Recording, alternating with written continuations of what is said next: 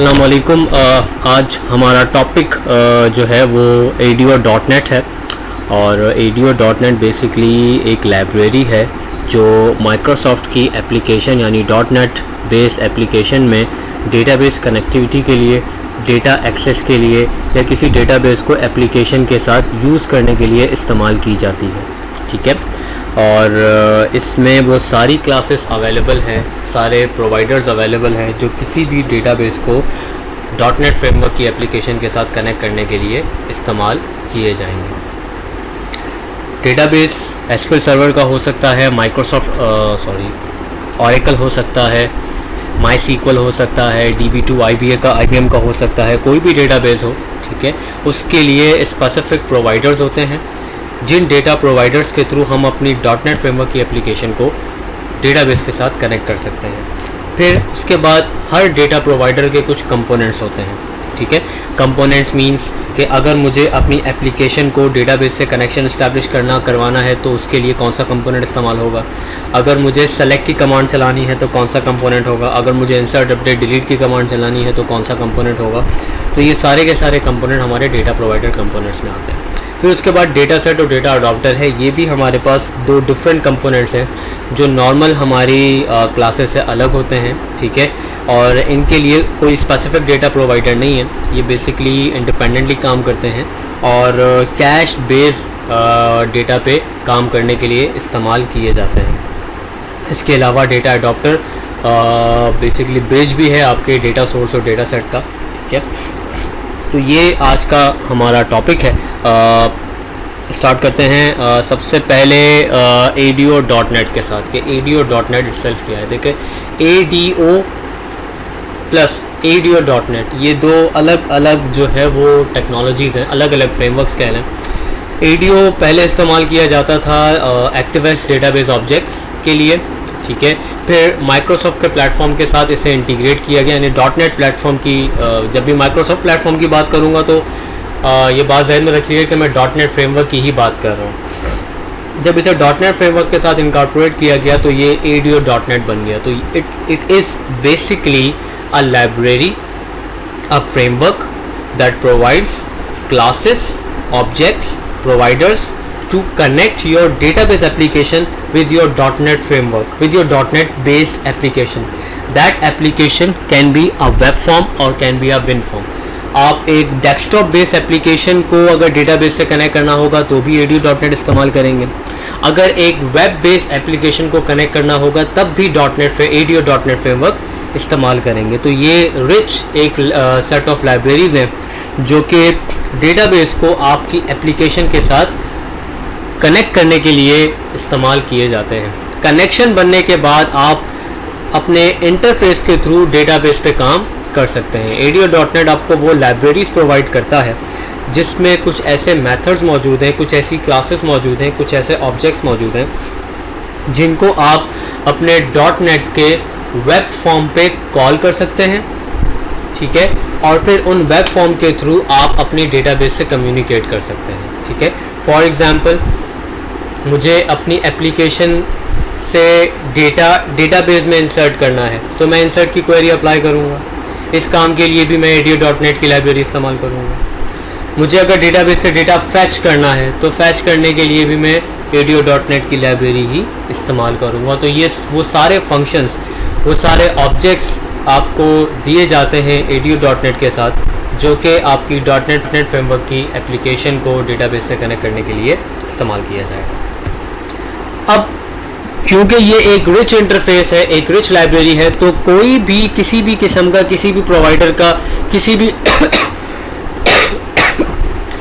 भी वेंडर का डेटाबेस होगा तो ADO.NET उस वेंडर के स्पेसिफिक लाइब्रेरीज आपको प्रोवाइड कर देगा।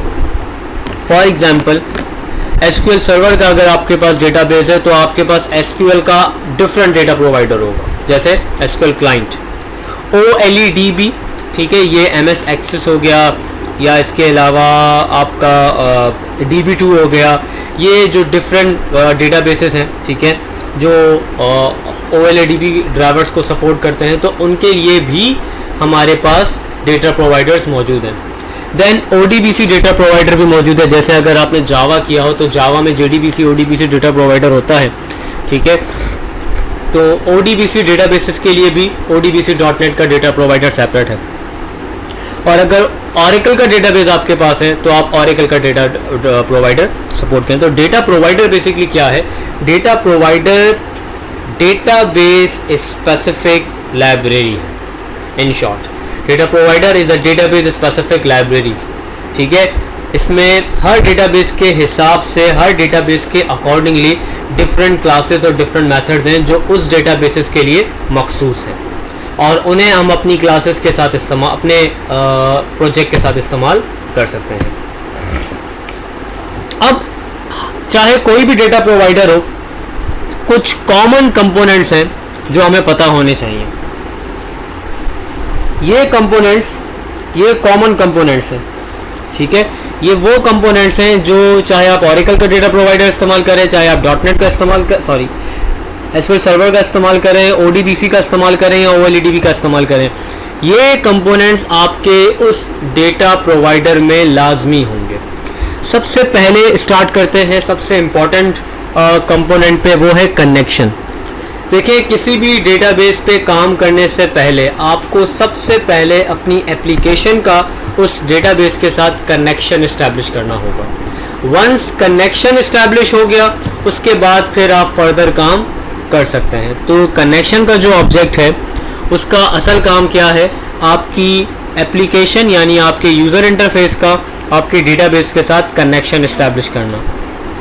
उसके बाद अगला ऑब्जेक्ट है मेरा कमांड। कमांड सबसे इंपॉर्टेंट ऑब्जेक्ट है हमारे पास। कमांड बेसिकली क्या है? SQL की स्टेटमेंट को ट्रांसलेट करने के लिए ये क्लास बनाई गई है। आप लोगों को अंदाज़ा होगा, जब भी मैं डेटाबेस से बात करना चाहूँ, मैं डेटाबेस से अगर डेटा गेट करना चाह रहा हूँ, मैं डेटाबेस में अगर डेटा सेट करना चाह रहा हूँ, तो उस काम के लिए सबसे पहले मुझे क्या करना होगा? मुझे SQL का स्टेटमेंट लिखना होगा। मैंने अगर डेटाबेस से डेटा गेट करना है तो मैं लिखूंगा select styles from table name. मैंने अगर डेटाबेस में डेटा इंसर्ट करना है तो मैं लिखूंगा insert into table name and आगे वैल्यूज। मैंने अगर डेटाबेस में डेटा अपडेट करना है तो मैं लिखूंगा update table set column equals to new value where column equals to old value. तो ये आपके SQL स्टेटमेंट्स हैं। इन SQL स्टेटमेंट्स को ट्रांसलेट करके डेटाबेस पर एग्जीक्यूट करने के लिए जो ऑब्जेक्ट इस्तेमाल होता है वो कमांड है। तो कमांड का असल काम क्या है? आपके स्टेटमेंट्स को इनिशियलाइज करना, स्टेटमेंट्स को ट्रांसलेट करना, ताकि वो स्टेटमेंट आपके उस कनेक्शन के ऊपर चल सके। पहले कनेक्शन इस्टेब्लिश हो जाएगा, फिर उस कनेक्शन पे आपने कमांड चलानी होगी, ठीक है। वो कमांड इंसर्ट की हो सकती है, अपडेट की हो सकती है, डिलीट की हो सकती है, सेलेक्ट की हो सकती है, ठीक है। ये डिफरेंट किस्म की कमांड्स हैं।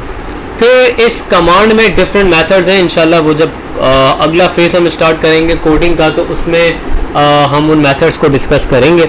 अभी हम सिर्फ कमांड को डिस्कस करना चाह रहे हैं कि कमांड बेसिकली ऐसा ऑब्जेक्ट है जो आपके डेटाबेस पे, आपके कनेक्शन पे SQL के स्टेटमेंट्स को एग्जीक्यूट करने के लिए, इनिशियलाइज करने के लिए इस्तेमाल किया जाएगा। अच्छा देखिए, कमांड दो तरह की होती हैं, ठीक है, जो कॉमनली हम इस्तेमाल करेंगे। दो कॉमन कमांड्स होंगी जो हम इस्तेमाल करेंगे। एक होंगी DML कमांड्स और एक होंगी DQL कमांड्स। DML कमांड्स क्या हैं? इंसर्ट, अपडेट, डिलीट ये तीन कमांड है। DQL कमांड एक ही है और वो है सेलेक्ट, ठीक है। DML command insert, update, delete, ये जो कमांड्स हैं ये सिर्फ कमांड डेटाबेस पे जाकर, कनेक्शन में जाकर एग्जीक्यूट होंगी और उसका रिजल्ट ट्रू या फॉल्स होगा। ट्रू या फॉल्स का मतलब है या तो कमांड एग्जीक्यूट होगी या कमांड एग्जीक्यूट नहीं होगी, ठीक है। इन रिटर्न आपको कुछ नहीं मिलेगा। लेकिन जो सेलेक्ट की कमांड होती है, सेलेक्ट की कमांड में क्या होता है? जब आप लिखते हैं सेलेक्ट स्टाइल्स फ्रॉम एम्प्लॉय, तो एक टेबुलर फॉर्म में आपको डेटा मिल जाता है, ठीक है। टेबुलर फॉर्म में क्या मिल जाता है? डेटा मिल जाता है। अब जब वो डेटा रिटर्न करेगी तो हमें कोई ऐसा ऑब्जेक्ट बनाना पड़ेगा जिसमें डेटा को रीड करके हम अपने एप्लीकेशन पे शो करवाएं। इस काम के लिए हमारे पास जो ऑब्जेक्ट है वो डेटा रीडर का ऑब्जेक्ट है, ठीक है। इस काम के लिए जो ऑब्जेक्ट है हमारे पास वो क्या है? डेटा रीडर का ऑब्जेक्ट है। डेटा रीडर का ऑब्जेक्ट बेसिकली क्या करता है? जो सेलेक्ट के स्टेटमेंट से हमें डेटा मिलता है, उस डेटा को अपने पास महफूज रखने के लिए डेटा रीडर का ऑब्जेक्ट बनता है।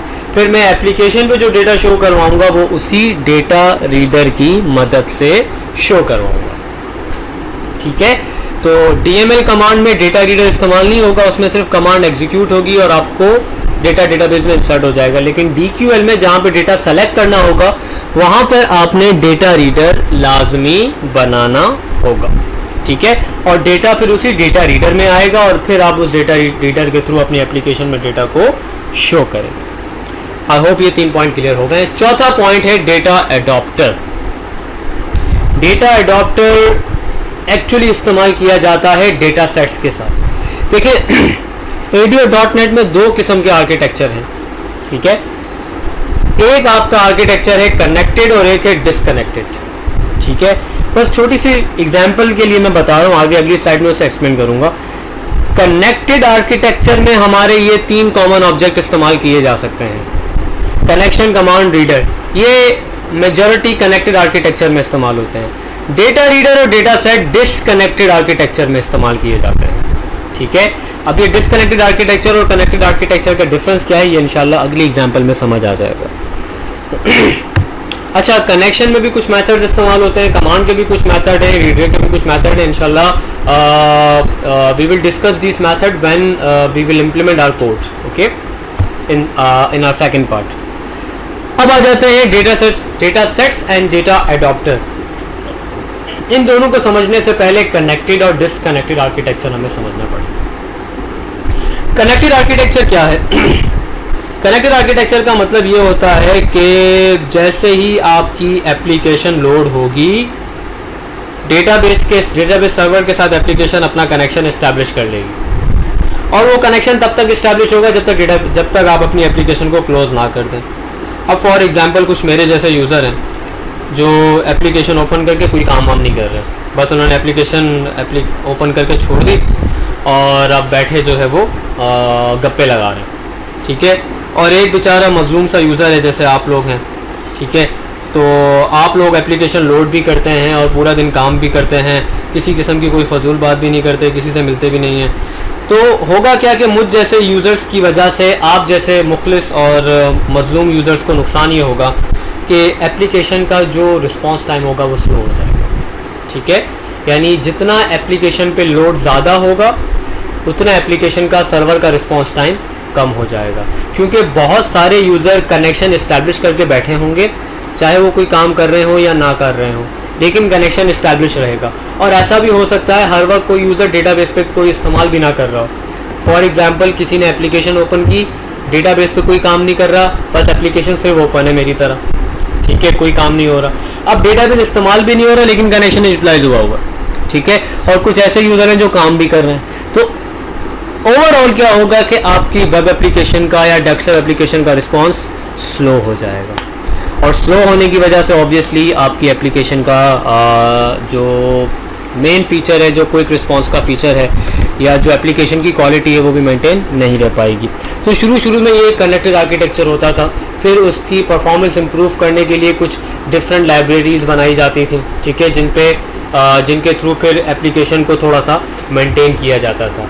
लेकिन फिर इंट्रोड्यूस हो गया डिसकनेक्टेड आर्किटेक्चर। डिसकनेक्टेड आर्किटेक्चर क्या है कि जैसे ही यूज़र लॉगिन करेगा, डेटाबेस से कनेक्शन इस्टेब्लिश होगा और जो डेटा है आपका एक्चुअल, वो पूरा का पूरा डेटा सेट्स की फॉर्म में आपकी क्लाइंट मशीन की कैशे में स्टोर हो जाएगा। टेम्पररी डेटा आपकी क्लाइंट मशीन की कैशे में स्टोर हो जाएगा और आपका कनेक्शन ब्रेक हो जाएगा। अब जब कनेक्शन ब्रेक हो जाएगा, दैट मीन्स वेब सर्वर आपके सिस्टम से हो गया फ्री। डेटा सेट की लेटेस्ट कॉपी उसने उठा के आपके सिस्टम पे रख दी और अब वो सिस्टम हो गया, सर्वर हो गया फ्री। अब अगर आप डेटाबेस पे काम नहीं कर रहे तो भाई सिस्टम पे, सर्वर पे लोड नहीं होगा। और जैसे ही नया डेटा आपने पुश करना होगा, ठीक है, तो नया डेटा पुश करने के लिए कनेक्शन दोबारा स्टैब्लिश होगा, डेटा सेट पुश होगा, काम खत्म, कनेक्शन ड्रॉप। इससे क्या होगा कि आपका server majority of the time free रहेगा दूसरे यूज़र को रिस्पॉन्स करने के लिए। ठीक है, तो ये डिसकनेक्टेड आर्किटेक्चर है। इसमें डिसकनेक्टेड आर्किटेक्चर में होता क्या है कि आपके डेटाबेस की एक copy in the form of data set आपके सिस्टम की कैशे में आ जाती है। फिर अगर आपको उसी डेटा की ज़रूरत होती है तो वो आपके कैशे से उठ के आ रहा होता है। ठीक है। बेनिफिट, सर्वर पे दोबारा रिक्वेस्ट नहीं जाएगी। जब सर्वर पे दोबारा रिक्वेस्ट नहीं जाएगी तो ऑब्वियसली रिस्पॉन्स टाइम आपकी मशीन का आपके वेब सर्वर का बढ़ जाएगा। ठीक है। नए डेटा की ज़रूरत होगी, दोबारा कनेक्शन इस्टेब्लिश होगा, दोबारा कनेक्ट होगा, डेटा लाएगा, कनेक्शन ड्रॉप कर देगा। अच्छा, इसमें एक सवाल ये होगा कि सर बार बार कनेक्शन इस्टेब्लिश होगा, ड्रॉप होगा, तो इसमें भी प्रॉब्लम है। देखिए, इसमें कोई प्रॉब्लम नहीं है। ठीक है। कनेक्शन इस्टेब्लिश हो रहा होगा। देखिए, कनेक्शन को रिटेन रखने में प्रॉब्लम है। जितनी देर तक आपकी मशीन सर्वर से कनेक्टेड रहेगी उतनी देर बाकियों को रिस्पॉन्स नहीं मिलेगा। ठीक है। तो ये आपके पास है डिसकनेक्टेड आर्किटेक्चर। डिसकनेक्टेड आर्किटेक्चर में ये दो ऑब्जेक्ट बड़े काम के हैं, एक आपका डेटा सेट है और एक आपका डेटा अडॉप्टर है। डेटा सेट भी आपके डेटा रीडर की तरह है जिसमें डेटा मेंटेन होगा। डेटा अडॉप्टर क्या है? Data adopter is a bridge between database and data set. Database से डेटा लेकर आना और डेटा सेट में लेके जाना, ये डेटा अडॉप्टर का काम है। ठीक है। तो data adopter is a bridge between database and your data set. Database को डेटा सोर्स भी कहा जाता है। ठीक है। डेटाबेस से डेटा रिट्रीव करेगा, अपडेट करेगा, और डेटा रिट्रीव करेगा, डेटा सेट में ले जाएगा, डेटा सेट से डेटा उठाएगा और डेटाबेस में ले जाएगा। तो इस तरह हमारा ये डेटाबेस की डेटा अडॉप्टर की साइकिल चलती रहती है। ठीक है। तो ये हमारे वो चंद radio.net के ऑब्जेक्ट्स थे जो कि हमने इंशाल्लाह अपकमिंग जो हमारा इम्प्लीमेंटेशन का पार्ट है उसमें कवर अप करेंगे। आई होप आपको ये स्लाइड समझ आ गई होगी।